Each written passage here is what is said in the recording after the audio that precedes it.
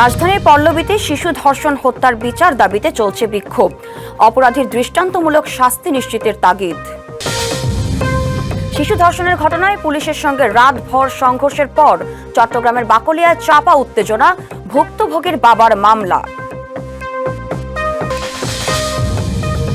এবং দেশ জুড়ে জমে উঠেছে কোরবানির পশুর হাট। দাম নিয়ে ক্রেতা বিক্রেতার মিশ্র প্রতিক্রিয়া, উৎসব মুখর পরিবেশে চলছে কেনাবেচা। রাজধানীর পল্লবীতে শিশু ধর্ষণ হত্যার ঘটনায় ক্ষোভে ফুঁসছে দেশ। এমন নৃশংসতার দৃষ্টান্তমূলক বিচারের দাবিতে রাজপথেও নামছে বিভিন্ন শ্রেণী পেশার মানুষ। এ বিষয়ে আরও জানাতে পল্লবী এলাকা থেকে সরাসরি যুক্ত হচ্ছেন সহকর্মী আনজাম খালেক। পল্লবীতে গতকাল দিনভর বিক্ষোভ হয়েছে, আজ কি পরিস্থিতি দেখছেন? সাদিয়া, আজও কিন্তু সকাল থেকেই বিভিন্ন বিক্ষোভ মিছিল সমাবেশ হচ্ছে এখানে, অর্থাৎ রামিসার বাসার সামনে। আপনি এখনও দেখাতে চাই যে রামিসার সহপাঠী শিক্ষার্থীরা কিন্তু এখানে রামিসার বাসার সামনে এসেছেন এবং তারা কিন্তু বিভিন্ন দাবি জানাচ্ছেন। তারা খুনি সোহেল রানার জনসম্মুখে ফাঁসির দাবি জানাচ্ছেন এবং এই ঘটনার যাতে পুনরাবৃত্তি আর না ঘটে সেই প্রতিশ্রুতিও কিন্তু তারা চাচ্ছে। পাশাপাশি কিন্তু আমরা জানিয়ে রাখি যে সকাল থেকে বিএনপির নেতৃস্থানীয় কর্মীরা এসেছেন এবং বিভিন্ন সরকারি বেসরকারি প্রতিষ্ঠানও এসেছে। তারা কিন্তু রামিসার পরিবারের সাথে কথা বলেছে এবং তারা আশ্বাস দিয়েছে যে দ্রুত রামিসার এই হত্যাকাণ্ডের ঘটনায় জড়িত সোহেল রানার দৃষ্টান্তমূলক শাস্তি দেওয়া হবে। আমরা একটু কথা বলতে চাই রামিসা যেই স্কুলে পড়তো সেই পপুলার মডেল হাই স্কুলের প্রধান শিক্ষকের সাথে। আমাদের সাথে আছেন।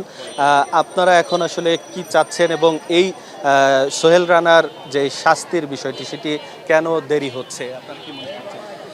আসলে সরকারি কিছু নিয়ম কারণ আছে যে কারণে হয়তো ডিলে হচ্ছে, নতুবা আমরা চাচ্ছি যে খুব দ্রুত সময়ের ভিতরে সরকার চাইলে এটা ফাঁসি দিতে পারে। আর সবচেয়ে বড় কথা হলো রামিসা অত্যন্ত মেধাবী এবং ভালো স্টুডেন্ট ছিল। আর সরকার যেহেতু মাননীয় প্রধানমন্ত্রী আমাদের জনাব তারেক রহমান গতকালকে এসেছিলেন, উনি আশ্বস্ত করে গিয়েছেন খুব দ্রুত সময়ের ভিতরে এর বিচার কার্যকর করা হবে। সেটাও আমি ওনার সাথে একমত যে আসলে খুব দ্রুত সময়ের ভিতরে যদি হত্যাকারীর বিচার করা হয় তাহলে বাংলাদেশে ধর্ষণ কমে যাবে এবং বাংলাদেশে আর ধর্ষণ হবে না। ধন্যবাদ। সাদিয়া, আমরা একজন শিক্ষার্থীর সাথে কথা বলতে চাই। রামিসার মতোই আসলে একজন শিশু শিক্ষার্থী। তোমরা এখন কি দাবি নিয়ে এখানে এসেছো? আমরা আমাদের একটাই দাবি, তাকে ফাঁসি দেওয়া হোক। তাকে একদম এমনভাবে যাতে ফাঁসি দিক যাতে আমরা জনগণ সবাই যাতে আমরা দেখতে পারি, না হলে আমাদের সামনাসামনি ফাঁসি দিক। তাকে ফাঁসি দিতেই হবে, ফাঁসি না দিলে আমরা মানবো না, আর আমরা এই মিছিলও ছাড়বো না। আমাদের একটাই দাবি, তাকে ফাঁসি দিতেই হবে, অবশ্যই দিতে হবে, যাতে পরবর্তীতে এরকম যাতে কোনো কিছু যাতে না হয়, কোনো মানুষের মনেও যাতে এইসব কল্পনা কি স্বপ্নতেও যাতে না আসে, যাতে এইসব চিন্তা ভাবনা বাংলাদেশের আগামী প্রজন্মের যাতে মানুষরা কোনোদিনও এইভাবে এইসব দুর্ঘটনার সম্মুখীন যাতে না হয়, তাদেরকে এটা চিন্তা ভাবনা করে এরকম অবস্থায় এই শাস্তিতে তার প্রাপ্য, তাকে দিতেই হবে, অবশ্যই ফাঁসি চাই। ধন্যবাদ। সাদিয়া, আপনি শুনছিলেন যে শিক্ষার্থী সহ সব শ্রেণী পেশার মানুষই কিন্তু বলছেন যে এই ঘটনায় যে দোষী সোহেল রানার দৃষ্টান্তমূলক শাস্তি যদি না হয় তাহলে কিন্তু এই শিশু নিরাপত্তা নিয়ে সংশয় থেকেই যাবে। সাদিয়া।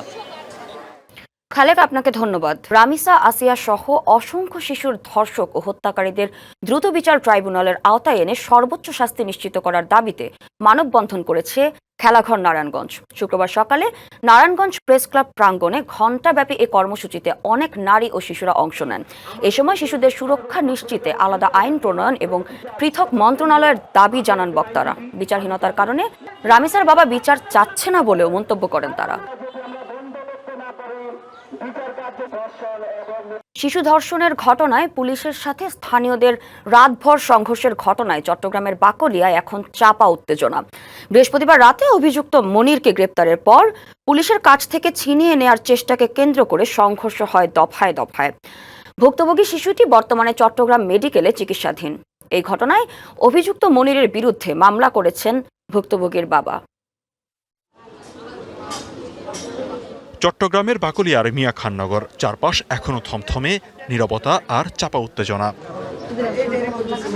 4 বছরের নাতনির এই মর্মান্তিক পরিণতি মেনে নিতে পারছেন না নানি। অশ্রুসিক্ত চোখে চাইলেন অভিযুক্তের সর্বোচ্চ শাস্তি। আপনারা কি মনে করেন, 3.5 বছরের নাতি আমার ঘর থেকে আসছে যে কান্দা, ও নানু ও নানু ও নানু, ঘরে ঘরে অত্যাচার, ছেলে মেয়ে হয়ে যেতেছে, সরকারের কোনো বিচার। শুধু পরিবারই নয়, ধর্ষণের ঘটনায় ক্ষুব্ধ এলাকাবাসী। এমন ঘটনার পুনরাবৃত্তি যাতে না ঘটে, তাই অপরাধীদের দৃষ্টান্তমূলক শাস্তির দাবি তাদের। ভিতরে আর জায়গা নাই, এরকম কষ্ট ফেটে যেতেছে। কালকে হয় যে কাজটা করছে, অন্য মানুষ হলে জায়গায় ওকে মেরে ফেলতো। এগুলা তো ছোট ছোট বাচ্চা দেখলে এমনি মায়া লাগে, মহব্বত লাগে। এগুলার প্রতি এরকম কিভাবে কাজ করে একটা শিশু মেয়ে, কি করলো না করলো এখন নিজেতে ভালো লাগে না। বাসায় যে বলুম বাংলাদেশ বিচার নাই, কি বলুম কারে। বৃহস্পতিবার বিকেল থেকে অভিযুক্ত মনিরকে একটি ভবনে অবরুদ্ধ করে রাখেন স্থানীয়রা। পরে পুলিশ এসে অভিযুক্তকে নিয়ে যেতে চাইলে দফায় দফায় সংঘর্ষ বাধে, যা চলে মধ্যরাত পর্যন্ত। এ সময় পুলিশ ও সাংবাদিক সহ আহত হন অন্তত 30 জন। ধর্ষণের শিকার শিশুটিকে চট্টগ্রাম মেডিকেল কলেজ হাসপাতালে ভর্তি করা হয়েছে। সেখানে শিশুটিকে দেখতে আসেন জেলা প্রশাসক। রামিসার ঘটনা থেকে শুরু করে চট্টগ্রামের এই ঘটনা, এরপরে সারা রাতের যে আচরণ আমরা মানুষের মধ্যে দেখেছি, এখানে অনেকগুলো ভাঙচুর হয়েছে, অনেকে আহত হয়েছে। এটি আসলে সবকিছু মিলে খুবই দুঃখজনক ঘটনা। দৃষ্টান্তমূলক শাস্তি আমরা নিশ্চিত করার জন্য যা যা করণীয় আমরা করব। এই ঘটনায় অভিযুক্ত মনিরের বিরুদ্ধে মামলা করেছেন শিশুটির বাবা। BBC news desk. Eid ul Adha উপলক্ষে দেশের বিভিন্ন এলাকায় জমে উঠেছে কোরবানির পশু হাট। প্রাকৃতিকভাবে লালন পালন করা গরু ছাগল নিয়ে হাটে আসছেন খামারি ও ব্যবসায়ীরা। বাগেরহাটের বৃহত্তম বেতাগা পশুর হাটে এখন ক্রেতা বিক্রেতাদের উপচে পড়া ভিড়। বিভিন্ন উপজেলা ছাড়াও আশপাশের জেলা থেকে ক্রেতারা পশু কিনতে ভিড় করছেন এই হাটে। প্রচণ্ড গরম উপেক্ষা করে নানা বয়সী মানুষ কোরবানির পশু দেখতে ও দরদাম করতে ব্যস্ত। খামারিরা জানান, এবছর দেশীয় গরুর চাহিদা বেশি থাকায় ভালো দামে পশু বিক্রির আশা করছেন তারা। বিশেষ করে মাঝারি আকারের গরুর প্রতি ক্রেতাদের আগ্রহ বেশি দেখা যাচ্ছে। মেহেরপুরে জমে উঠেছে ঐতিহ্যবাহী বামন্দি পশুর হাট। দেশের বিভিন্ন জেলা থেকে হাটে আসছেন ক্রেতা ও ব্যবসায়ীরা। হাটে নিরাপত্তা নিশ্চিত করতে প্রশাসনের নজরদারি বাড়ানো হয়েছে। অবশেষে সব জল্পনার শেষে জাতীয় ফুটবল দলের নতুন হেড কোচের নাম ঘোষণা করল বাফুফে। সকালে এক সংবাদ বিজ্ঞপ্তিতে মার্কিন কোচ টমাস ডুলির নাম ঘোষণা করে ফুটবল ফেডারেশন। সাবেক কোচ হাভিয়ের কাবরেরার চুক্তির মেয়াদ শেষ হওয়ার পর এই মার্কিন জার্মান কোচকে হামজা সামিদদের দায়িত্ব দেওয়া হচ্ছে। সকালেই ঢাকায় এসে পৌঁছেছেন এই কোচ। এর আগে বাফুফের সভায় ওয়েলসের কোচ ক্রিস কোলম্যানকে আনার সিদ্ধান্ত বাতিল হওয়ার পর সংক্ষিপ্ত তালিকায় থাকা টমাস ডুলি রেসের শীর্ষে চলে আসেন। খেলোয়াড় হিসেবে বুন্দেসলিগা মাতান ডুলি 1994 বিশ্বকাপে যুক্তরাষ্ট্র দলের অধিনায়কত্ব করেন এই মার্কিন।